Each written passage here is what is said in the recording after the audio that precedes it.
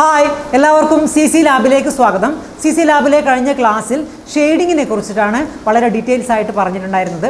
ഇന്നത്തെ ക്ലാസ്സിൽ പറയുന്നത് ഷെയ്ഡിങ്ങിൽ സാധാരണ തുടക്കത്തിൽ സംഭവിക്കുന്ന ഒരു മിസ്റ്റേക്കിനെ കറക്റ്റ് ചെയ്യാനുള്ള ഒരു ക്ലാസ്സാണ്. എല്ലാവർക്കും തുടക്കത്തിൽ ഇത്തരത്തിലുള്ള മിസ്റ്റേക്കുകൾ സംഭവിക്കാറുണ്ട്. ഔട്ട്ലൈൻ, എഡ്ജ്, ഷെയ്ഡിങ് ഇവ തമ്മിലുള്ള വ്യത്യാസങ്ങളെ കുറിച്ചിട്ടാണ് ഇന്നത്തെ ക്ലാസ്. ഇവ തമ്മിലുള്ള വ്യത്യാസങ്ങൾ കൃത്യമായി മനസ്സിലാക്കി ഡ്രോയിങ്ങിലും ഷെയ്ഡിങ്ങിലും അപ്ലൈ ചെയ്ത് കഴിഞ്ഞാൽ ഷെയ്ഡിങ്ങിൽ കുറേ കൂടി പെർഫെക്ഷൻ ഉണ്ടാക്കിയെടുക്കാൻ സാധിക്കും. ക്ലാസ്സിലേക്ക് കിടക്കാം. ഇവിടെ 2 സിലിണ്ടറാണ് വരയ്ക്കാൻ പോകുന്നത്. അപ്പോൾ പെൻസിൽ പിടിക്കുമ്പോൾ എപ്പോഴും 2 ഇഞ്ച് ഡിസ്റ്റൻസിൽ പിടിക്കുക. പെൻസിലിൻ്റെ ടിപ്പും ഫിംഗേഴ്സും തമ്മിൽ നല്ല ഗ്യാപ്പിൽ പിടിക്കുന്നതാണ് കുറച്ചും കൂടി എഫക്റ്റീവായിട്ട് ലൈൻസ് ഇടാനും സ്കെച്ച് ചെയ്യാനും ഷെയ്ഡ് ചെയ്യാനൊക്കെ സാധിക്കുക. അപ്പോൾ എങ്ങനെയാണ് പെൻസിൽ പിടിക്കുക എന്നുള്ളതിനെക്കുറിച്ച് വളരെ ഡീറ്റെയിൽസ് ആയിട്ടുള്ളൊരു വീഡിയോ നേരത്തെ അപ്ലോഡ് ചെയ്തിട്ടുണ്ട്. കാണാത്തവർ അതിൻ്റെ ലിങ്ക് ഇവിടെ ഡിസ്ക്രിപ്ഷനിൽ താഴെ കൊടുത്തിട്ടുണ്ട്. കാണാത്തവർ വീണ്ടും കാണുക. അപ്പോൾ ഞാനിവിടെ ഈ ഔട്ട്ലൈനും എഡ്ജും ഷെയ്ഡിങ്ങുമുള്ള ഡിഫറൻസ് കാണിക്കാൻ വേണ്ടിയിട്ട് 2 സിമ്പിളായിട്ടുള്ള എക്സാമ്പിൾ ചെയ്യാണ്. അപ്പോൾ 2 സിലിണ്ടറാണ് ഞാനിവിടെ വരക്കുന്നത്. അപ്പോൾ ആദ്യം വരയ്ക്കുമ്പോൾ എപ്പോഴും സ്റ്റാർട്ടിങ്ങിൽ തന്നെ വളരെ ലൈറ്റായിട്ട് വരക്കുന്നതാണ് കൂടുതൽ ബെറ്റർ. കാരണം പിന്നീട് അതിനെ ട്യൂൺ ചെയ്യാൻ വേണ്ടിയിട്ട് കൂടുതൽ ഡാർക്കൺ ചെയ്യാൻ വേണ്ടിയിട്ട് മാത്രം പെർഫെക്ഷൻ ആയി കഴിഞ്ഞാൽ മാത്രം ഡാർക്കൺ ചെയ്യുക. നോക്കുക, അപ്പോൾ ഇവിടെ ഒരു സിലിണ്ടർ വരച്ചിട്ടുണ്ട്. അപ്പോൾ അതിനുശേഷം ഞാനതിനെ ഡാർക്കൺ അതിൻ്റെ ഔട്ട്ലൈൻ വരയ്ക്കുകയാണ്. ഫസ്റ്റ് വരച്ചത് അതിൻ്റെ ഗോസ്റ്റ് ലൈനാണ്. രണ്ടാമത് അതിനെ ഡാർക്കൺ ചെയ്തിട്ട് അതിൻ്റെ ഔട്ട്ലൈൻ വരച്ചു. നെക്സ്റ്റ് വീണ്ടും ഒരു സിലിണ്ടർ വരയ്ക്കുകയാണ്. ഇതേപോലെ തന്നെ സ്റ്റാർട്ടിങ്ങിൽ വളരെ ലൈറ്റായിട്ട് വരയ്ക്കുക. ഓക്കെ ആണെങ്കിൽ മാത്രം അതിന് ഡാർക്കൺ ചെയ്യുക.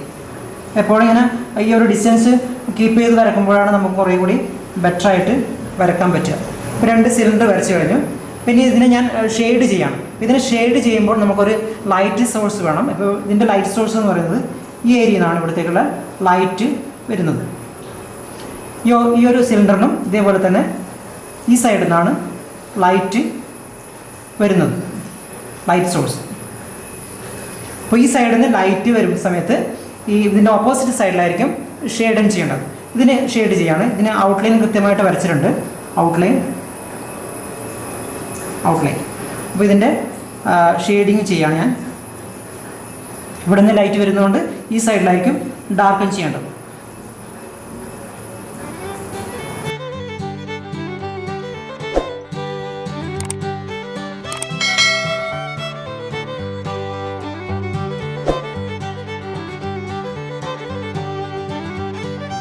ഈ ഡിഫറൻസ് മനസ്സിലാക്കാൻ വേണ്ടി ഈ എക്സാമ്പിൾ ചെയ്യുന്നത്. അപ്പോൾ ഇതിൻ്റെ സിമ്പിളായിട്ട് ഇതിൻ്റെ ഷെയ്ഡ് ചെയ്ത് കഴിഞ്ഞു. ഇനി ഇതിൻ്റെ ഷാഡോ ക്രിയേറ്റ് ചെയ്യാണ്. ഷാഡോ ഓക്കെ ആയി. അപ്പോൾ നെക്സ്റ്റ് രണ്ടാമത്തെ സിലിണ്ടറിന് ഷെയ്ഡ് ചെയ്യണം. ഇവിടെ ഞാൻ ഇതിൻ്റെ ഔട്ട്ലൈൻ ഡാർക്കൻ ചെയ്തിട്ടില്ല. അപ്പോൾ നെക്സ്റ്റ് ഷെയ്ഡ് ചെയ്യുമ്പോൾ ശ്രദ്ധിക്കുക, ഇവിടെ നിന്ന് ലൈറ്റ് വരികയാണ്. അപ്പോൾ ഇതിൻ്റെ ഓപ്പോസിറ്റ് സൈഡ് ഡാർക്കൻ ചെയ്യണം. അപ്പോൾ ഞാനിവിടെ ഷെയ്ഡ് ചെയ്യുമ്പോൾ അതിൻ്റെ ഔട്ട്ലൈൻ ഡിസപ്പിയർ ആക്കിക്കൊണ്ടാണ് ഇവിടെ ഷെയ്ഡ് ചെയ്യുന്നത്. അവിടെ ശ്രദ്ധിക്കുക, ഔട്ട്ലൈൻ ഇവിടെ ഈ ഷെയ്ഡിങ്ങിൽ ഡിസപ്പിയർ ആക്കുകയാണ്.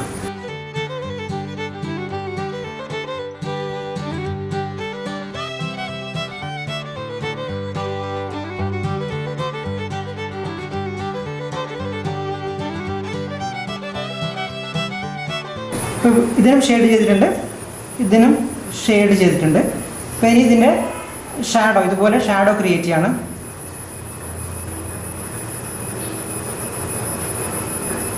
ഷാഡോ ക്രിയേറ്റ് ചെയ്തു. നെക്സ്റ്റ് ചെയ്യുന്നത് ഈ സൈഡിലെ ഔട്ട്ലൈൻ ഡിസപ്പിയർ ആയി. ഈ ഷെയ്ഡിങ്ങോട് കൂടി ഇതിൻ്റെ ഔട്ട്ലൈൻ ഇവിടെ കാണുന്നില്ല, പക്ഷെ ഇവിടെ ഔട്ട്ലൈൻ ഇവിടെ കാണുന്നുണ്ട്. അപ്പോൾ നെക്സ്റ്റ് ഈ സൈഡിലുള്ള ഔട്ട്ലൈനും ഞാൻ ഡിസപ്പിയർ ആക്കുകയാണ്. അപ്പോൾ അവിടെ ഷെയ്ഡ് ചെയ്തുകൊണ്ട് അതിൻ്റെ ഈ സൈഡ് ഷെയ്ഡ് ചെയ്യാം. അതിൻ്റെ ബാക്ക്ഗ്രൗണ്ട് ഷെയ്ഡ് ചെയ്തുകൊണ്ട് ഞാൻ അതിൻ്റെ ഒബ്ജക്റ്റിൻ്റെ സിലിണ്ടറിൻ്റെ ഔട്ട്ലൈൻ ഡിസപ്പിയർ ആക്കുകയാണ്.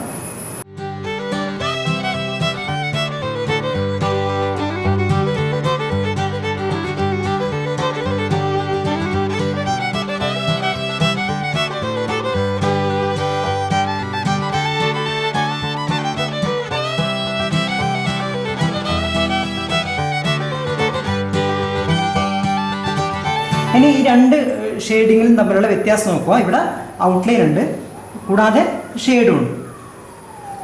ഷെയ്ഡ് ഇവിടെ ആക്ച്വലി ഫസ്റ്റ് ഔട്ട്ലൈൻ ഉണ്ടായിരുന്നു. ഷെയ്ഡ് ചെയ്തപ്പോൾ അതിൻ്റെ ഔട്ട്ലൈൻ ഡിസപ്പിയർ ആയി.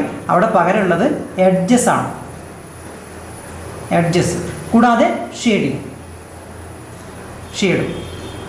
Edges shade. ഈ സെക്കൻഡ് ഒബ്ജക്റ്റിൽ സെക്കൻഡ് സിലിണ്ടറിൻ്റെ ഷെയ്ഡിങ് എന്ന് പറയുന്നത് ഷെയ്ഡ് ചെയ്തതോടുകൂടി അതിൻ്റെ ഔട്ട്ലൈൻ ഡിസപ്പിയർ ആയി. പകരമുള്ളത് ആ ഒബ്ജക്റ്റിൻ്റെ എഡ്ജസ് മാത്രമാണ്.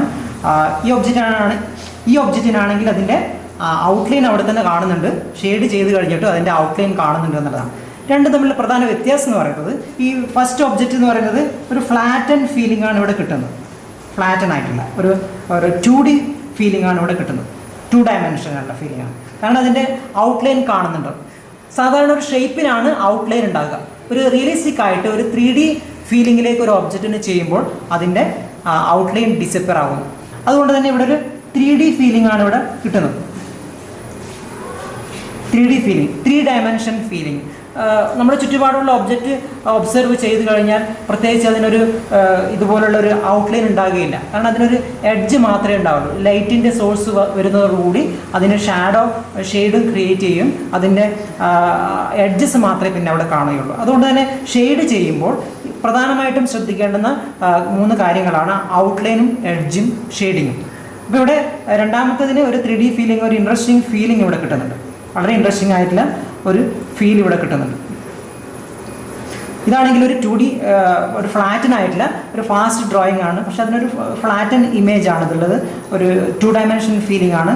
ഒരു കാർട്ടൂൺ ഫീലിംഗ് ആണ് ഇവിടെ കിട്ടുന്നത്. കാർട്ടൂണി ആയിട്ടുള്ള ഒരു ഫീലിംഗ് ആണ് കിട്ടുന്നത്. അപ്പോൾ നമ്മളൊരു റിയലിസ്റ്റിക് ആയിട്ട് അല്ലെങ്കിൽ ഒരു 3D ഫീലിംഗ് ഉണ്ട്, അല്ലെങ്കിൽ ഒരു 3D ഇല്യൂഷൻ കിട്ടുന്ന തരത്തിൽ ഷെയ്ഡ് ചെയ്യുമ്പോൾ ശ്രദ്ധിക്കേണ്ടുന്ന ഒരു കാര്യം എന്ന് പറയുന്നത് അതിൻ്റെ ഔട്ട്ലൈൻ ഡിസപ്പിയർ ആക്കിക്കൊണ്ട് ഷെയ്ഡ് ചെയ്യുക. അതിൻ്റെ ബാക്ക്ഗ്രൗണ്ട് ഉൾപ്പെടുത്തിക്കൊണ്ട് ഷെയ്ഡ് ചെയ്ത് കഴിഞ്ഞാൽ നമുക്കതിനൊരു കൃത്യമായിട്ടുള്ളൊരു ഫീലിംഗ് അല്ലെങ്കിൽ ഒരു ഇൻട്രസ്റ്റിംഗ് ഫീലിംഗ് കിട്ടും.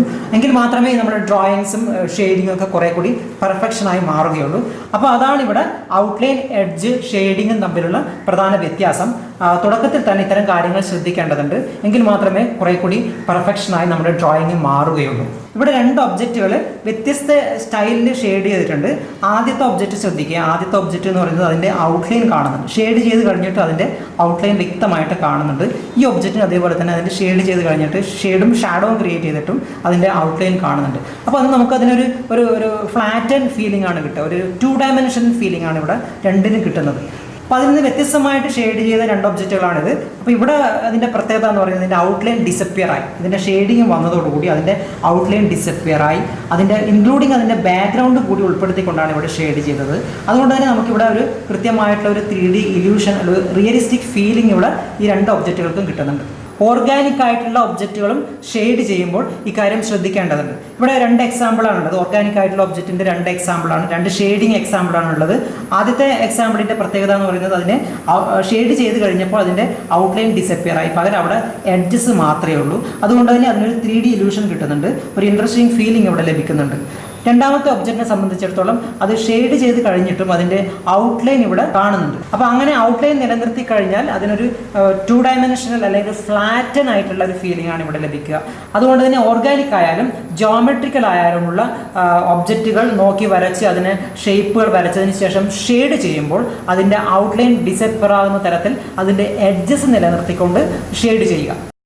ഔട്ട്ലൈൻ, എഡ്ജ്, ഷെയ്ഡിങ് ഇവ തമ്മിലുള്ള വ്യത്യാസങ്ങൾ എല്ലാവർക്കും വളരെ ക്ലിയർ ആയിട്ട് ഈ ക്ലാസ്സിൽ മനസ്സിലായിട്ടുണ്ടാവും. അപ്പോൾ ഈ വ്യത്യാസങ്ങൾ കൃത്യമായി മനസ്സിലാക്കിക്കൊണ്ട് കുറേ കൂടി പ്രാക്ടീസ് ചെയ്തുകൊണ്ട് ഡ്രോയിങ്ങിലും ഷെയ്ഡിങ്ങിലും കുറേ കൂടി പെർഫെക്ഷൻ ഉണ്ടാക്കിയെടുക്കുക, കുറേ കൂടി ബെറ്റർ ആവുക. അപ്പോൾ ഷെയ്ഡിങ്ങുമായി ബന്ധപ്പെട്ടിട്ടുള്ള മറ്റൊരു വീഡിയോയുമായി അടുത്ത ക്ലാസ്സിൽ കാണുന്നവരെ എല്ലാവർക്കും ബൈ.